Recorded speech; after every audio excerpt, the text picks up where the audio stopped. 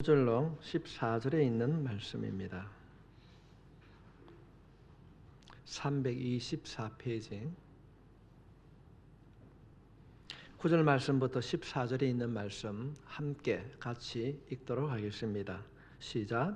이로써 우리도 듣던 날부터 너희를 위하여 기도하기를 그치지 아니하고 구하노니 너희로 하여금 모든 신령한 지혜와 총명의 하나님의 뜻을 아는 것으로 채우게 하시고 주께 합당하게 행하여 범사에 기쁘시게 하고 모든 선한 일에 열매를 맺게 하시며 하나님을 아는 것에 자라게 하시고 그의 영광의 힘을 따라 모든 능력으로 능하게 하시며 기쁨으로 모든 견딤과 오래 참음에 이르게 하시고 우리로 하여금 빛 가운데서 성도의 기업의 부분을 얻기에 합당하게 하신 아버지께 감사하게 하시기를 원하노라. 그가 우리를 흑암의 권세에서 건져내사 그의 사랑의 아들의 나라로 옮기셨으니 그 아들 안에서 우리가 속량 곧 제사함을 얻었도다. 아멘. 우리의 작은 신음에도 응답하시고 기도한 대로 살아갈 수 있도록 동행하시고 다듬어 주시는 아버지 하나님, 이 시간도 주시는 말씀을 통하여 우리들이 변화받기를 원합니다. 살아계신 하나님 아버지 말씀을 통하여서 바른 깨달음을 저들에게 주시고 이 말씀으로 이 한 주간도 주님 앞에 설 때까지 승리하며 살아가는 믿음의 자녀들이 되게 해 주시옵소서. 주님, 우리의 마음을 고쳐 주시옵소서. 우리의 생각들을 성령님 주장해 주시옵소서. 참 혼탁한 이 시대에 아버지 하나님 그 말씀 중심으로 그 말씀을 따라 행함이 있는 순종의 열매를 맺어가는 저들이 될 수 있도록 이 시간 친히 성령님 역사해 주시옵소서. 예수님의 이름으로 기도하옵나이다. 아멘. 저는 오늘 이 시간에 여러분들에게 두 가지의 질문을 드림으로 설교를 시작하려고 합니다. 그 첫 번째 질문은 이것입니다. 당신은 기도하고 있습니까? 여러분 기도하고 있습니까? 우리 나이 드신 분들 좀 이해가 힘들지만은 실존주의 철학자 키에르케고르가 이런 말을 했습니다. 왜 호흡을 하는가? 호흡하지 않으면 죽기 때문이다. 나는 왜 기도하는가? 기도하지 않으면 내 영이 말라 죽기 때문이다. 그렇습니다, 성도 여러분. 기도는 신앙생활의 필수 요소입니다.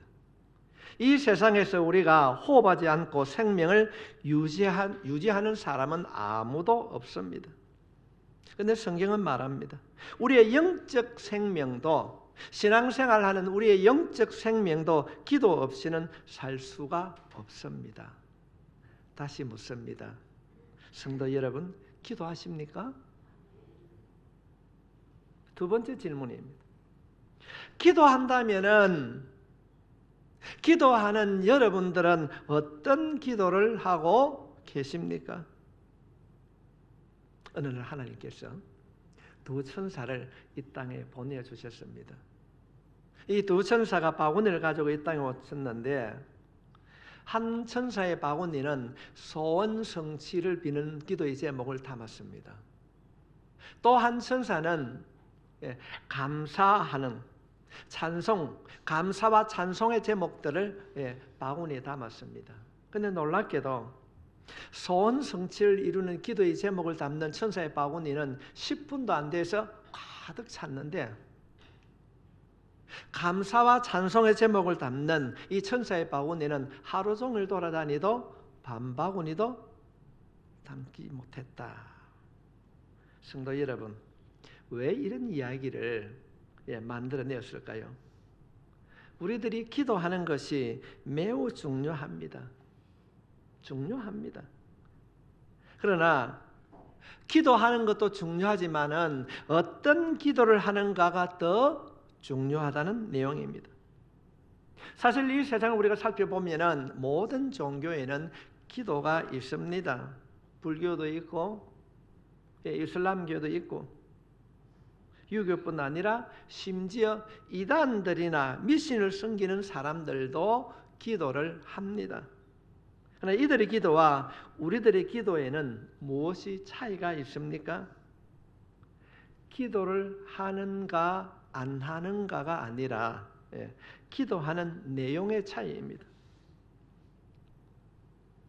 세상의 종교를 가지고 있는 사람들의 기도와 우리의 기도의 내용에는 엄청난 차이가 있습니다. 우리들이 기도를 하지만은 우리들이 기도를 잘못하게 되면은 하나님과 상관이 없는 기도를 할 수 있다는 것입니다. 그렇다고 한다면은 구원받은 우리는 어떤 기도를 해야 합니까? 정말로 우리가 구원받은 자로서 하나님을 아버지로 부르는 하나님의 자녀로서 무엇을 하나님께 간구해야 되는가? 어떤 기도를 드려야 되는가? 저는 오늘 본문에 있는 말씀을 통하여서 그리스도인이 반드시 집중하고 기도 드려야 할 두 가지를 여러분과 함께 묵상하고 은혜를 나누고자 합니다. 우리들이 먼저 무엇에 집중해서 기도해야 되는가? 그 첫 번째가 영적인 지식을 위하여서 기도해야 됩니다. 영적인 지식을 위해서 기도해야 돼요. 이 말씀을 여러분의 마음에 담을 수 있길 바랍니다. 우리는 영적인 지식을 위하여서 기도해야 됩니다. 오늘 본문은 9절에서 이렇게 말씀하고 있습니다. 이로써 우리도 듣던 날부터 너희를 위하여 기도하기를 그치지 아니하고 구하노니 너희로 하여금 모든 신령한 지혜와 총명에 하나님의 뜻을 아는 것으로 채우게 하시고. 듣던 날부터 무엇을 들었는가? 그 내용은 7절로부터 8절에 있는 내용입니다. 에바브라디도가 골로새 교회를 세웠습니다.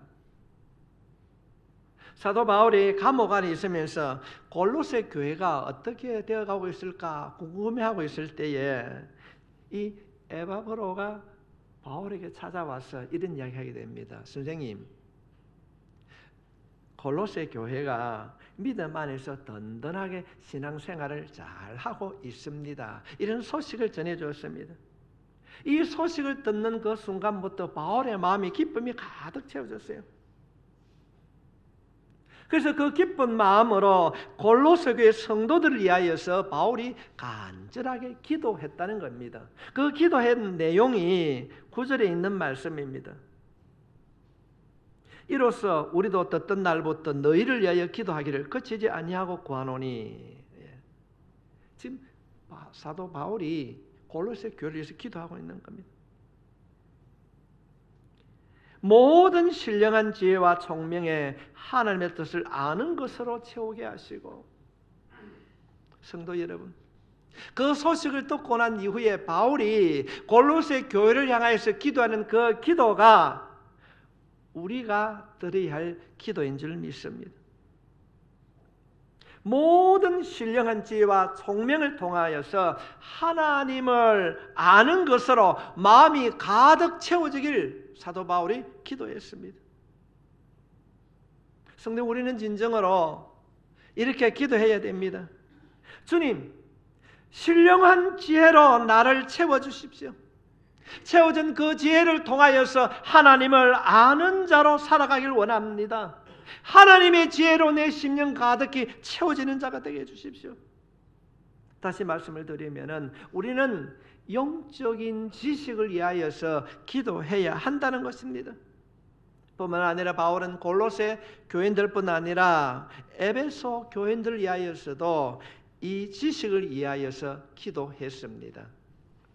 에베소서 1장 17절 말씀에 우리 주 예수 그리스도의 하나님 영광의 아버지께서 지혜와 계시의 정신을 너에게 주사 하나님을 알게 하시고. 지혜와 계시의 정신이라고 저 읽었는데 이건 개정전의 개역 성경입니다. 요즘은 영어이라고 그래요. 계시의 영이라고 말씀하고 있습니다. 물론 두 개 다 정확한 번역입니다. 사람들은 이 계시의 영 또는 성령을 말하는데 제가 왜 계시의 정신이라고 이전에 성경을 말씀을 드렸는가 하면은 우리가 무엇을 기도해야 되는가? 우리가 하나님 앞에 지혜와 계시와 정신과 마음의 총명을 달라고 기도해야 될 줄 믿습니다. 우리는 보편적으로 영 하면 좀 이상하게 생각되어서 하나님 계시와 정신과 몸, 마음의 총명을 달라고 우리가 기도해야 된다는 것입니다. 그래서 우리들이 하나님을 알게 하시고 하나님의 뜻이 내 마음 가득히 채워지게 해달라고 기도할 수 있기를 바랍니다. 사도 바울은 빌립보 성도들 위하여서 기도합니다. 9절 말씀에 내가 기도하노라 너희 사랑을 지식과 모든 총명으로 점점 더 풍성하게 하사. 제가 성경을 연구하면서 놀라운 사실을 발견했습니다. 우리의 사랑이 지식과 총명으로 더 풍성해진다는 겁니다. 풍성해진다. 무슨 뜻일까요? 사랑은 지식과 총명으로 풍성해진다고 말씀을 하십니다. 다시 말씀을 드리면은 올바른 영적인 지식과 총명이 없는 사람은 제대로 된 사랑을 할 수가 없다는 것입니다. 우리의 사랑은 지식과 총명으로 온전해지고 풍성해지는 것입니다. 성경은 언제나 믿는 자들에게 영적인 지식의 빈곤에서 벗어나라고 경고하고 있습니다. 하나님께서는 이스라엘 백성들이 영적인 무지 때문에 포로가 되었다고 말씀하고 있습니다. 이사야서 5장 13절 말씀에 보면은 그러므로 내 백성이 무지함으로 말미암아 사로잡힐 것이요 그들의 귀한 자는 굶주릴 것이요 우리는 목마를 것이라. 내 백성 이스라엘 백성들이 하나님을 알지 못함으로 사로잡힐 것이다. 그런데 하나님께서는 이렇게 선포하고 계십니다. 구약성경 호세아 4장 6절 말씀에 내 백성이 지식이 없으므로 망하는도다. 내가 지식을 버렸으니 나도 너를 버려 내 제사장이 되지 못하게 할 것이요 내가 하나님의 율법을 잊었으니 나도 내 자녀들을 잊어버리리라. 하나님께서 이스라엘 백성들이 허락하신 제사장의 역할을 거두어 가시겠다는 것입니다. 이유는 하나님을 아는 지식이 없다는 것입니다. 왜 망하는가? 지식이 없기 때문입니다. 여기서 말하는 지식은 세상적인 지식을 알미 아니라 영적인 지식을 말합니다. 하나님께서 말씀하시는 성경의 진리입니다. 왜 성경은 이렇게 진리를 강조하고 있는가? 지식을 강조하는가? 이유는 올바른 영적인 지식이 없는 사람은 하나님을 바르게 믿을 수 없기 때문에 그렇습니다. 우리는 무작정 믿는 사람이 아닙니다. 무작정 기도하는 자들 또한 아닙니다. 미신을 믿는 사람들을 한번 살펴보십시오. 그들이 얼마나 열심히 믿는지 얼마나 열심히 기도하는지 모릅니다. 저는 지금도 어릴 때의 생각을 기억하고 있습니다. 이전에 아주머니들이 우물가에 가서 보면은 정화수 떠놓고 아침에 그 추운 겨울에도 손이 발이 되도록 빕니다. 비나이다 비나이다. 이분 할만네 혹시 아십니까? 안 믿는 사람들은 초사한 날 초일의 날 되면 어디 가는데 여러분 기억 잘 못 하시겠죠? 이들은 사실은 자신이 빌고 있는 신은 중요하지 않습니다. 빌고 있는 신이 성황당이든지 아니면 정화수든지 보름달이든지 고목나무이든지 뒷산의 돌멩이든지 누구인가 무엇인지 문제가 되지 않습니다. 이들에게 중요한 것은 자신들이 얻고자 하는 소원입니다. 자신이 빌고 있는 신이 무엇인가, 그 뜻이 무엇인가는 상관이 없습니다. 뭔가 내가 고목나무를 바라보고 아니면 선앙당에서 누군가에게 빌면은 비는 내 정성을 보고 고쳐주실 것이다, 응답해 주실 것이다. 이건 미신입니다. 이것이 교회 밖에만 있을까요? 오늘 가슴 아픈 사실은 오늘 한국 교회 안에 하나님을 모르는 성도들이 너무 많이 있습니다. 하나님을 모르는 성도들. 이들이 기도합니다. 하나님의 뜻을 알기보다는 내가 필요한 세속적인 가치관을 가지고 내 소원을 이루기 위하여서 기도하고 있습니다. 하나님이 누구인지는 몰라요. 이들에게 가장 중요한 것은 자신의 소원이 이루어지는 것입니다. 수십 년 때로는 중직을 받았지만은 하나님이 누구신지, 하나님이 나를 통하여서 이루고자 하는 것이 무엇인지 궁금해하지도 않습니다. 알려고 하지도 않습니다. 우리가 어떤 가치관을 가지고 세상을 살아가야 되고,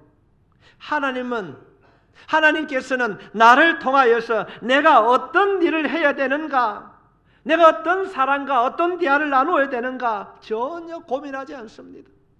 하루를 살아가면서 하나님 아버지, 오늘 하루를 살아갈 때 하나님의 뜻 안에서 믿음의 자녀답게 살게 해달라고 기도하지 않고 내가 가지고 있는 지식과 경험으로 살아가는 오늘 이 시대에 기도하지 않는 영적인 지식이 없는 성도들이 너무 많이 있습니다. 주님이 말씀하십니다. 내가 선택한 이스라엘 백성이 영적인 지식이 없어서 망한다는 것입니다. 여러분 스스로에게 한번 질문해 보십시오. 나는 하나님을 얼마나 알고 있는가? 나를 향한 하나님의 뜻은 무엇인가? 내가 어떻게 행동해야 되는가? 하나님께서 나에게 무엇을 원하시는가? 같이 살아가는 부부간에 문제가 생기면은 아이고 저것도 인간이라고 이런 원망과 불평이 먼저 있습니까? 하나님 왜 저 남편이 나에게, 왜 내 아내가, 왜 자녀가 저렇게 문제가 입니까? 어떻게 해야 됩니까? 먼저 기도하셨습니까? 오늘 이 말씀을 통하여서 하나님을 알아가는 일에 열심을 내야 됩니다. 우리는 무엇을 위해 기도해야 되는가? 하나님은 말씀하십니다. 신령한 지혜와 총명을 위하여서, 영적인 지식을 위하여서 우리는 기도해야 합니다. 우리가 하나님을 알기 위해, 하나님의 지혜와 총명이 가득 채우기 위하여서, 하나님의 뜻이 내 삶을 통하여서 이 땅에 이루어지기 위하여서 우리는 기도해야 됩니다. 하나님의 뜻이 성경을 통하여서 내 안에 거하고 그것을 내가 소원하며 그것을 가슴에 품고 기도하면 우리에게는 놀라운 변화가 일어나게 될 줄 믿습니다. 세상이 바르게 보이는 겁니다. 과거에는 세상에 묻혀 살았습니다. 오늘날 한국 사회가 불안합니다. 좌파, 우파, 보수, 진보 서로 욕하고 싸웁니다. 그러나 우리가 하나님께 지혜로 기도하면 하나님께서 우리의 마음속에 하나님의 사랑으로 가득 채워주실 줄 믿습니다. 저 자신이 이전엔 그랬습니다. 흥분해서 절제되지 않는 말을 합니다. 그러나 지금은 그들이 불쌍해 보이는 거예요. 과거에는 내 마음에 떠오르는 생각대로 막말을 하고 상대방의 상처를 주었는데 이제는 말하기 전에 하나님 어떻게 해야 됩니까? 말에 대한 절제함을 가지게 돼요. 실수했다면 금방 돌아서서 무릎을 꿇게 됩니다. 하나님, 내가 한 말이 상대방에게 상처가 되지 않도록 하나님 도와주시옵소서. 영적인 지식이 생긴 겁니다.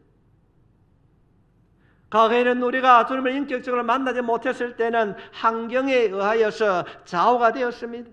그래서 환경이 좋아지면 웃습니다. 그러나 열악하면 우울했습니다. 스트레스를 본인이 받으면 이웃 사람들에게, 아내에게, 남편에게, 자녀들에게 화풀이를 했습니다. 그러나 이제는 우리 달라져야 됩니다.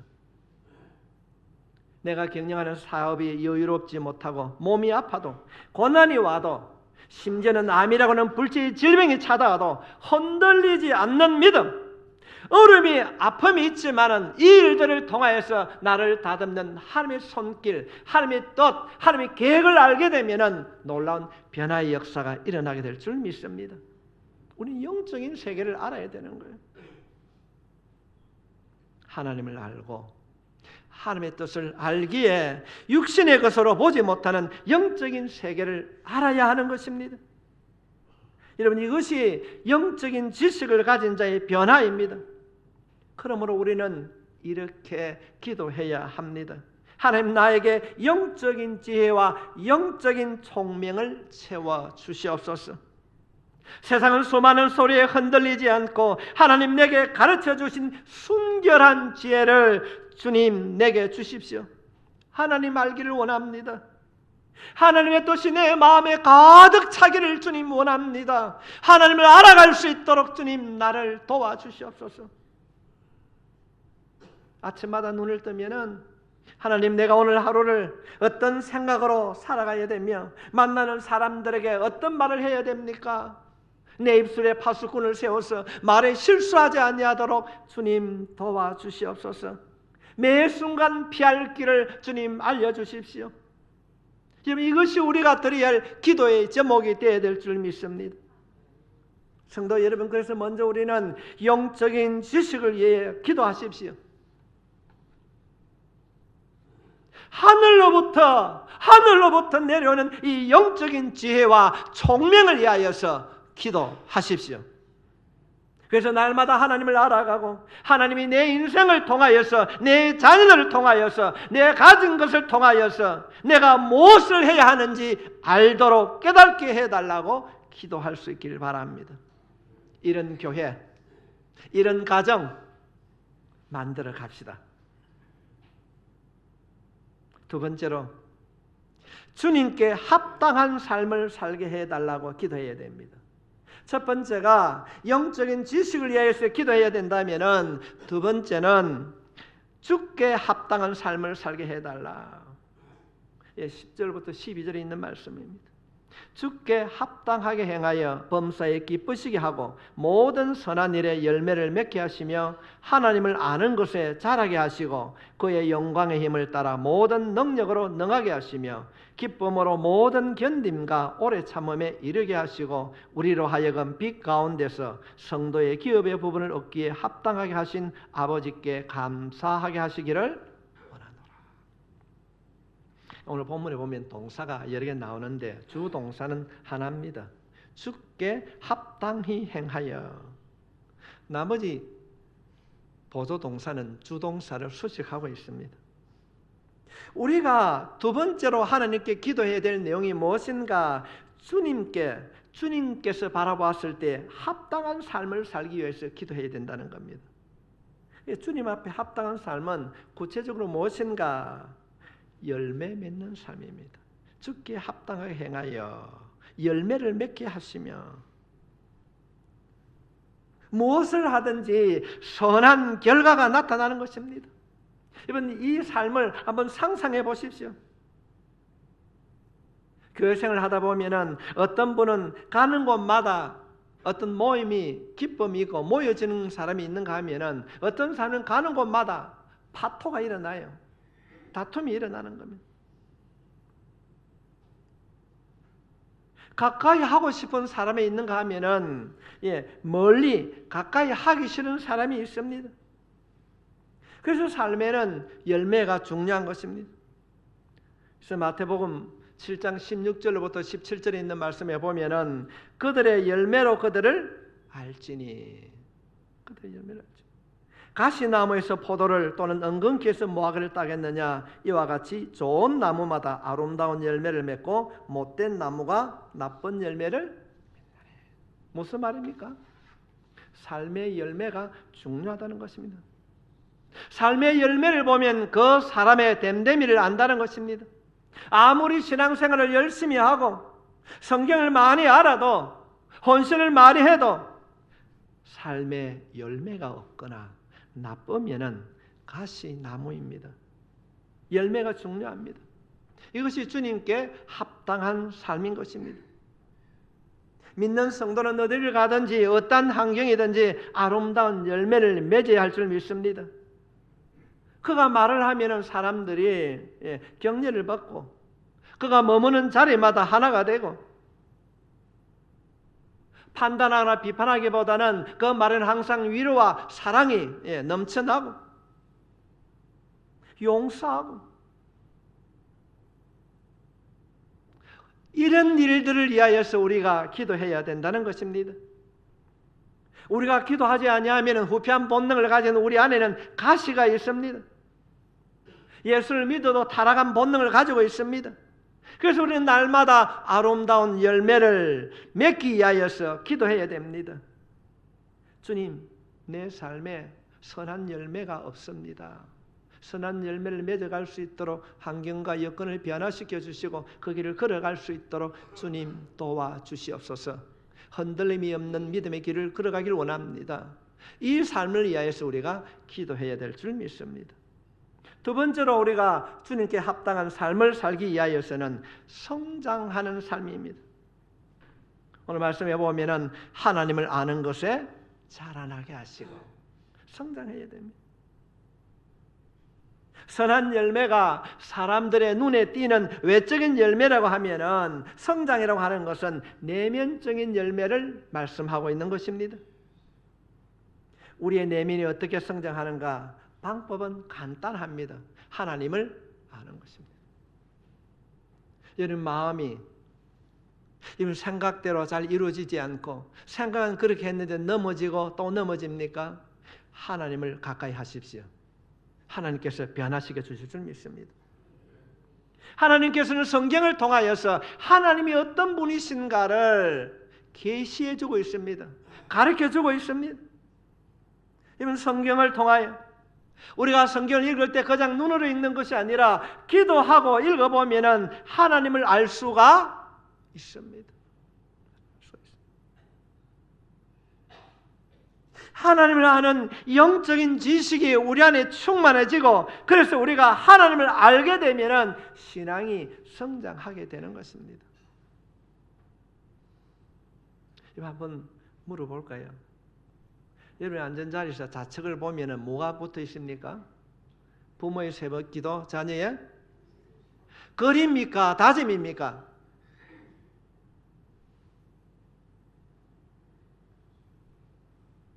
하나님께서 히브리서 말씀을 통해서 책망하십니다. 히브리서 5장 12절 말씀에 보면은 때가 오래되었으므로 너희가 마땅히 선생이 되었을 터인데 너희가 다시 하나님의 말씀의 초보에 대하여 누구에게서 가르침을 받아야 할 처지이니 단단한 음식은 못 먹고 젖이나 먹어야 할 자가 되었도다. 잘못이 무엇입니까? 먹는 것이 문제가 아니고 때입니다. 때. 어른이 되어서 젖병을 빨고 있으면 어떻게 합니까? 이것을 책망하는 거예요.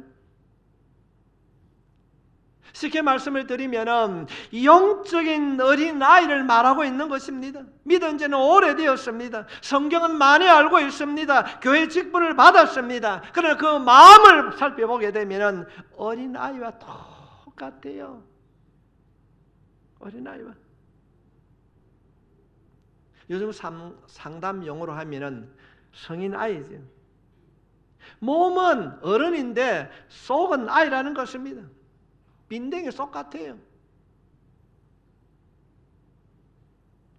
하나님의 마음을 이해할 때가 되었는데 늘 하는 것이 늘 이 땅에 있는 것을 이 땅의 것만 구하고 있습니다. 이 땅에 있는 일만 생각하다 죽는 거예요.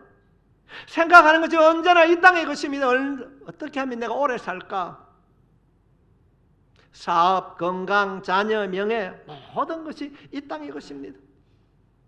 하나님의 나라와 영혼을 위하여서 거룩한 근심을 해본 적이 없어요. 내가 비록 가난하게 살고 내가 비록 그렇고 힘든 삶을 산다 할지라도 하나님의 뜻을 따라 하루를 살도 내가 그렇게 살아가겠습니다. 하나님 나에게 영적인 지혜를 주십시오. 이 기도가 우리 모두의 기도가 될 줄 믿습니다. 그런 삶을 살아가야 되는 거예요. 하나님께서 나에게 주신 사명이 무엇인가? 정말로 하나님께서 나를 통하여서 이루어야 할 하나님의 일이 무엇인가 한 번도 기도해 본 적이 없이 살아가는 사람이 많이 있다는 것입니다. 성도 여러분, 우리는 오늘부터 이 말씀을 통하여서 하나님, 내가 하나님을 배우고 싶습니다. 하나님을 알아가길 원합니다. 천국을 알기를 원합니다. 하나님 내 마음속에 임재해 주시고 나의 영적인 지식을 주님 깨달아 알게 해 주십시오. 내 생각이 달라지게 해 주십시오. 내가 하나님을 알고 하나님을 배우기를 원합니다. 여러분, 이 기도가 주님께 합당한 기도인 줄 믿습니다. 여러분에게 이런 삶의 영적인 성장이 있기를 주님의 이름으로 축복합니다. 세 번째로는 능력 있는 삶입니다. 11절 말씀에 보면 그의 영광의 힘을 따라 모든 능력으로 능하게 하시며 기쁨으로 모든 견딤과 오래 참음에 이르게 하시고, 오늘 여기에 나오는 영광, 힘, 능력, 이런 단어가 강한 표현입니다. 무엇을 말하는가? 우리의 삶에 실제적으로 역사하시는 하나님의 능력을 본문은 표현하고 있습니다. 예수 믿는 사람의 그 삶은 무엇인가? 예배를 드리고 세상에 나가서 내 능력으로 사는 삶이 아니라 그리스도인의 삶은 나는 약하지만은, 나는 부족하지만은 위로부터 부어주시는 하나님의 능력으로 살아가는 자입니다. 하나님의 능력. 우리가 기도한다고 해서 방해물이 없어지고 나를 대적했던 대적들이 쓰러지고 망하는 것이 아닙니다. 사람들은 환경이 변하는 것을 능력으로 생각합니다. 그러나 하나님께서는 오늘 본문을 통하여서 그것을 말하는 것이 아니라 하나님의 능력이 내 안에 임함으로 내 안에 생기는 능력이 있는 삶을 말하고 있는 거예요. 11절 말씀 다시 보면은 그의 영광의 힘을 따라 모든 능력으로 능하게 하시며 기쁨으로 모든 견딤과 오래 참음에 이르게 하시고, 하나님의 능력이 내 안에 임하게 되면은 어떤 삶을 살게 되는가? 견딤과 오래 참음입니다. 이것이 하나님의 능력이 우리 가운데 임하시는 삶의 모습이라는 것입니다. 우리가 병을 위해서 병 낫기 위해 기도하며 낫는 것은 당연합니다. 중요합니다. 그러나 언젠가는 죽게 됩니다. 돈을 위해 기도했는데 돈이 생겼습니다. 죽을 때 가져갈 수 없습니다. 이것이 중요한 것이 아닙니다. 주님께 합당한 삶은 무엇인가? 하나님의 능력이 우리 안에 역사하는 삶인 것입니다. 쉽게 말씀을 드리면은 내가 질병 때문에 기도했는데 질병을 고침받기 위하여 기도하는 가운데 하나님을 만나는 거예요. 하나님을 만나는 거예요. 하나님을 만나면 이 땅에 주는 모든 고난과 아픔도 이길 수 있습니다. 세상에 어떤 문제가 우리를 가둘 수가 없습니다. 사도 바울이 고백하고 있지 않습니까? 오기어 쌓임을 당해도 당하지 않는다는 것입니다. 나라가 아무리 어려워도 우리가 나라를 위해서 기도할지언정 그 어려움에 얽매지 않습니다.